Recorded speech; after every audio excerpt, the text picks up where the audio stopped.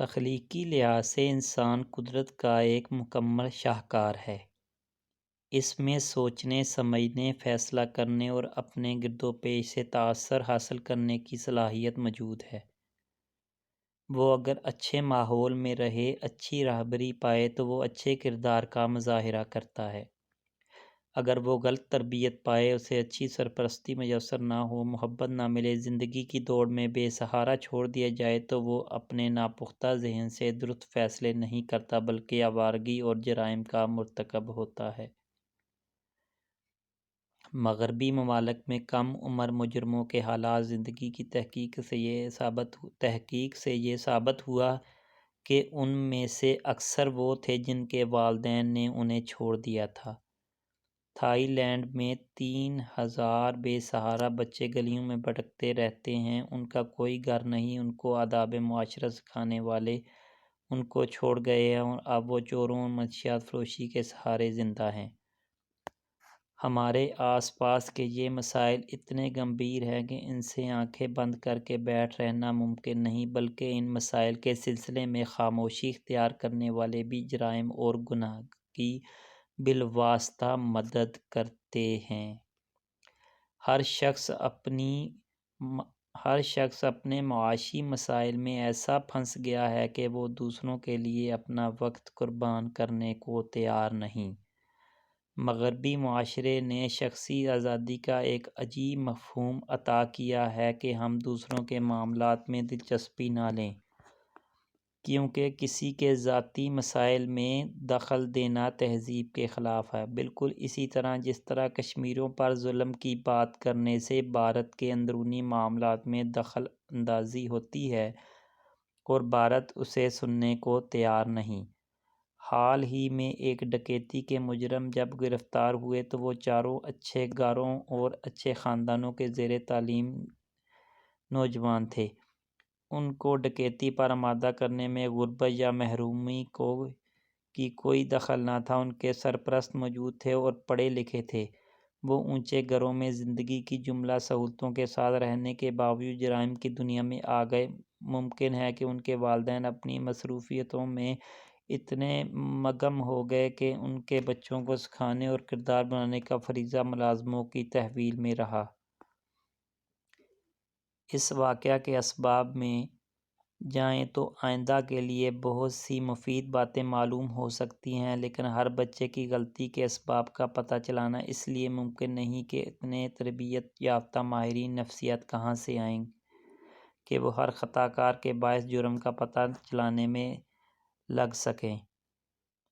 والدین خود بھی پریشان ہیں کہ ان کے بچے ان کی مرضی کے مطابق نہیں چلتے، ان کے امتحانوں کے نتائج وہ نہیں جن کی ان کو توقع ہوتی ہے، بلکہ اپنے اکثر والدین اس امر پر مجبور ہو گئے ہیں کہ وہ امتحان کے نتیجے کو اپنے اثر و رسوخ اور مالی وسائل کے مطابق ترتیب دلائیں۔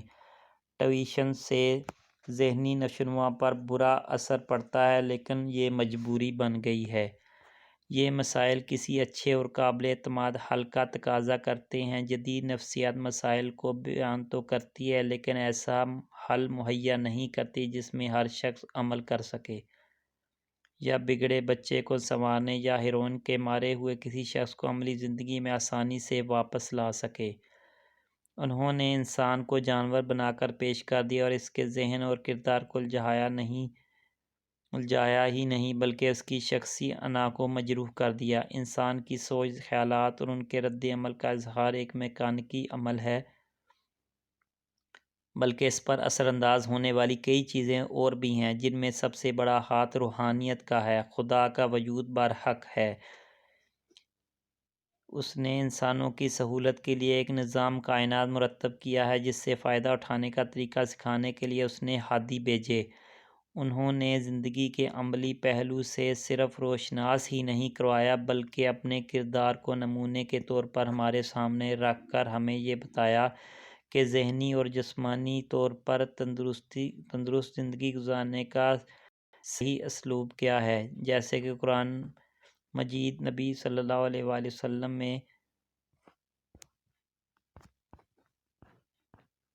دوسروں کے لیے افادیت کا پتہ بتاتے ہوئے فرماتا ہے، تمہارے لیے رسول اللہ کی زندگی اچھے کردار کی بہترین مثال ہے۔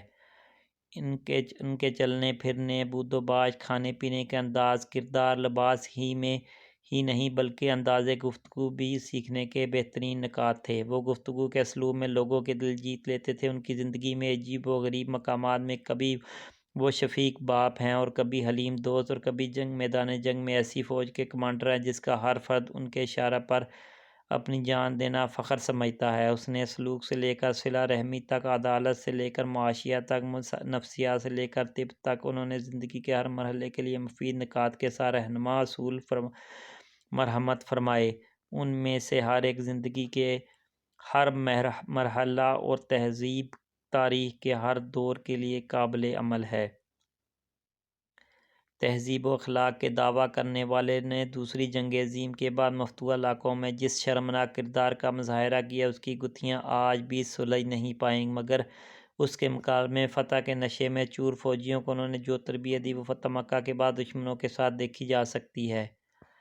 جاؤ، آج تم سے کوئی بدلہ نہ لیا جائے گا اور تم سب آزاد ہو۔